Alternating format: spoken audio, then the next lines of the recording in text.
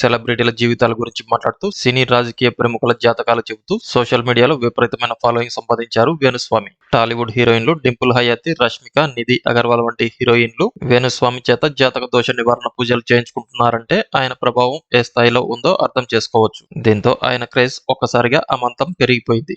ఇక ప్రభాస్ జాతకం గురించి వేణుస్వామి చెప్పిన మాటలు పేను సంచలనమే సృష్టించాయి. ప్రభాస్ జాతకం బాగలేదని, ఆయనకు హిట్లు వచ్చే అవకాశమే లేదని, ప్రభాస్ ఆరోగ్యం కూడా సరిగా లేదని, ఆయన త్వరలోనే సినిమాలకు గుడ్ బై చెప్పబోతున్నారంటూ వేణుస్వామి షాకింగ్ కామెంట్స్ చేశారు. అయితే సలార్ సూపర్ హిట్ గా నిలవడంతో ప్రభాస్ ఫ్యాన్స్ వేణుస్వామిని ఓ ఆట ఆడేసుకున్నారు. అయితే తాజాగా మరోసారి వేణుస్వామి వార్తల్లో నిలిచాడు. తాజాగా ఆయన 2024లో విడిపోయే సెలబ్రిటీల లిస్టు గురించి చెప్పుకొచ్చారు.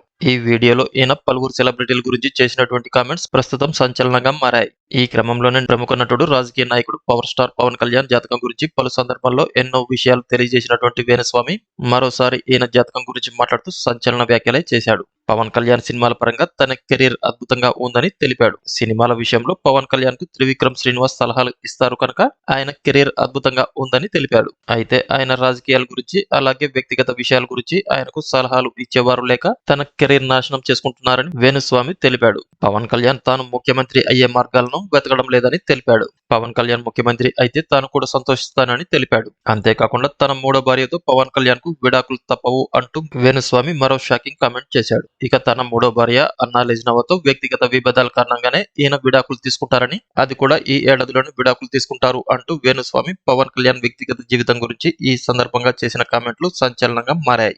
దీంతో ఈ కామెంట్లపై పవన్ కళ్యాణ్ అభిమానులు ఆయనపై ట్రోలింగ్ చేస్తున్నారు. ప్రస్తుతం దీనికి సంబంధించిన ఒక వీడియో సోషల్ మీడియాలో తెగ వైరల్ అవుతుంది. ఈ వీడియో కనుక మీకు నచ్చినట్లయితే లైక్ చేయండి, కామెంట్ చేయండి, షేర్ చేయండి. అలాగే ఇటువంటి మరిన్ని అప్డేట్స్ కోసం మన ఛానల్ ని సబ్స్క్రైబ్ చేసుకోవడం మర్చిపోకండి.